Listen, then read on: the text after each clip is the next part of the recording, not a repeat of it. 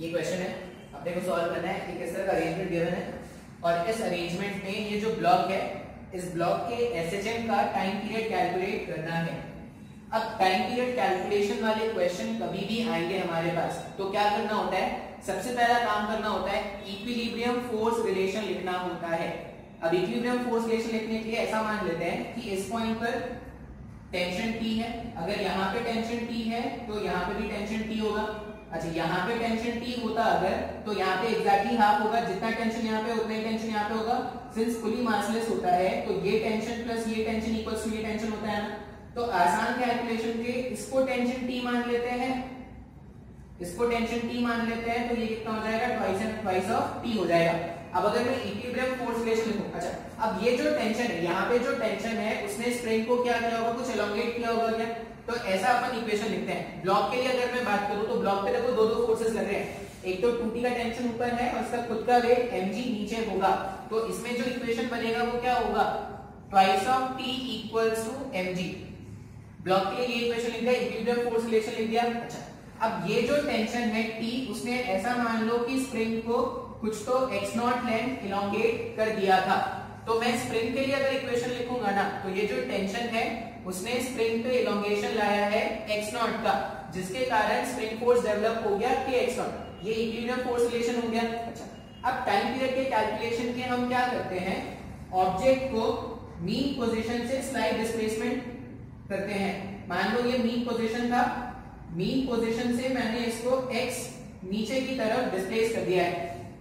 अब अगर मैंने इसको x नीचे की तरफ डिस्प्लेस किया, ध्यान से देखना, ये पुली कैसा है, ये पुली मूवेबल है, जिसका ये वाला एंड क्या है, फिक्स है, ये वाला एंड फिक्स है, मतलब इस वाले एंड का डिस्प्लेसमेंट क्या है, 0।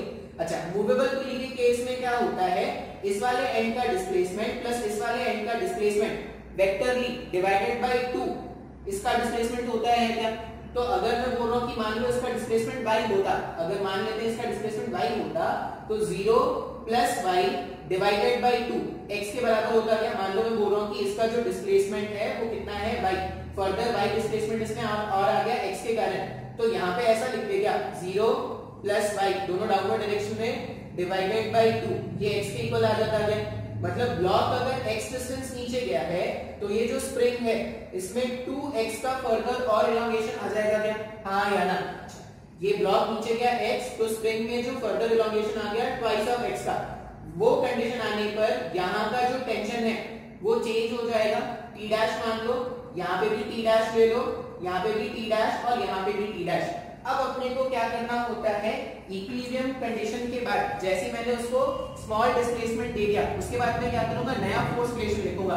अब अगर मैं ब्लॉक में नया फोर्स रिलेशन लिखूं तो अभी देखो ब्लॉक में क्या क्या फोर्सेस लग रहे हैं, एक तो 2T डैश का टेंशन ऊपर है और mg अभी भी नीचे है। अच्छा एक बात हमेशा याद रखना, जब भी एसएचएम के क्वेश्चन सॉल्व करेंगे, जिस डायरेक्शन में डिस्प्लेसमेंट है उसको प्लस मान लेंगे और उसके ऑपोजिट को क्या कर लेंगे, नेगेटिव मान लेंगे। तो अगर मैं इस कंडीशन में, जब ब्लॉक यहाँ पे आ चुका है, जब ब्लॉक यहाँ पे आ चुका है तब तक धागे का टेंशन चेंज हो गया है, वो हो गया है 2D डैश। अब अगर मैं इक्वेशन लिखूं ना तो देखो ऐसा इक्वेशन आएगा, हमें क्या करना है, डिस्प्लेसमेंट के डायरेक्शन को पॉजिटिव मानना है, मतलब mg पॉजिटिव होगा, mg पॉजिटिव होगा, प्लस में लिख दिया, माइनस 2T डैश का जो टेंशन है जो ऊपर लग रहा था वो नेगेटिव के साथ लिखेंगे।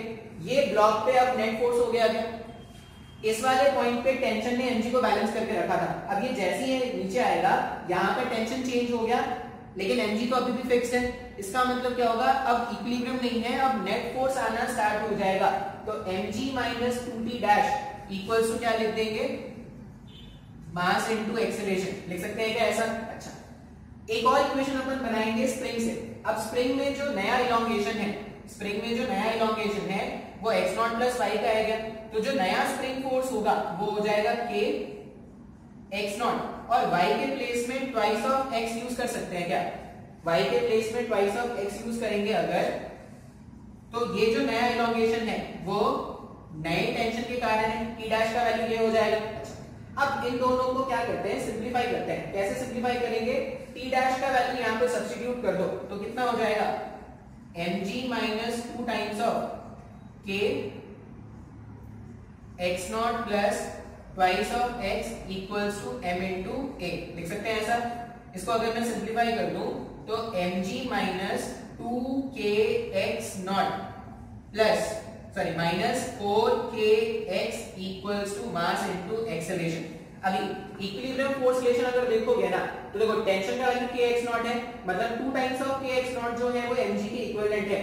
तो 2 टाइम्स ऑफ kx नॉट अगर mg से कैंसिल आउट कर दिया जाए तो हमारे पास ऐसा इक्वेशन बच रहा है। इक्वेशन क्या बच रहा है हमारे पास, minus of 4kx minus of, diagram में हटा दे रहा हूं, minus of 4kx equals to mass into acceleration. इसको क्या लिख सकते हैं, एक्सेलरेशन को ऐसा लिख सकते हैं क्या, minus of 4k upon m into x।